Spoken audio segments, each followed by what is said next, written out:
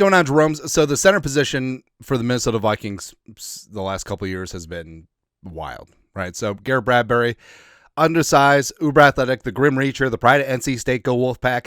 We were excited, but it didn't work out. All those years of Bradbury being forklifted into Kirk Cousins' lap by Akeem Hicks and Kenny Clark, it was just like, it was no Gouda. But leave it to Vikings offensive line coach Chris Cooper for Bradbury to sign with the Patriots and suddenly look like one of the best centers in the league. I'm not saying, I'm just saying. Right? Enter the veteran Ryan Kelly, the pride of Alabama. Tide. Former Colt, supposed to solidify the interior offensive line for the Vikings. So he had 2 concussions in 3 weeks and went on IR, which was smart.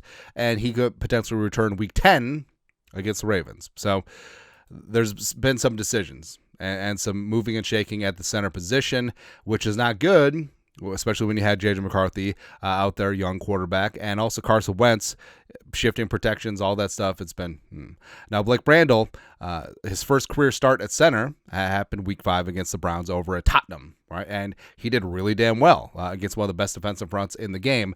But then after the bye, this is almost like the Passionate syndrome, where if you don't know what you don't know your teammates' names, maybe it works out. But Brandel on Sunday against the Eagles, yes, against Jordan Davis, Jalen Cata, but it wasn't good. 6 pressures, a sack, a penalty wiped out the Jalen Naylor touchdown. Very, very ticky-tacky, but yeah.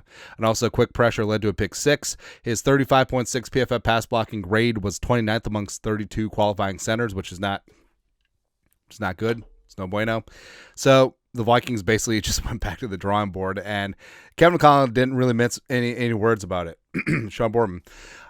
Sounds like both Michael Jurgens and Blake Brandel will take reps at center this week, with O'Connell saying they'll choose the best lineup for Thursday. Now, Jurgens was originally the backup center for Ryan Kelly, got some starts after Kelly went down, but he popped up with a hamstring issue, which precipitated Brandel starting at center against the Browns, but he looks good to go. In fact, he even came into the game against the Eagles when I think Brandel had equipment malfunction. Of course, with Jurgens, it puts the lotion on his skin or else it gets the hose again. Former 7th round pick out of Wake Forest. I feel like he certainly has some upside. He needs reps, but it's just kind of an interesting spot where Brandel, he looked good, then he looked bad. Jurgens was injured. Okay. But I feel like if the Vikings were going to roll Brandel, O'Connell would just announce it. I don't think he's playing the stupid coaching shell game. Oh, got to keep the Chargers guessing. Who's starting, Brandel or Jurgens?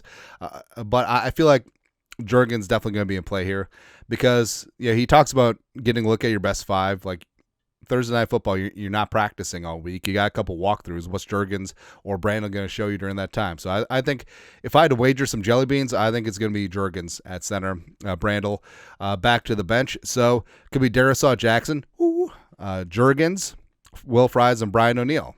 So I feel like we could be good to go. And then you have Blake Brandel as a swing backup. So we'll see. Anyways, your thoughts are thoughts. Another change at the center position. Great. Until Ryan Kelly potentially returns week 10. Okay. Let us know your thoughts. Our thoughts, comment section. You guys are the best you know what to do. Skol, production value.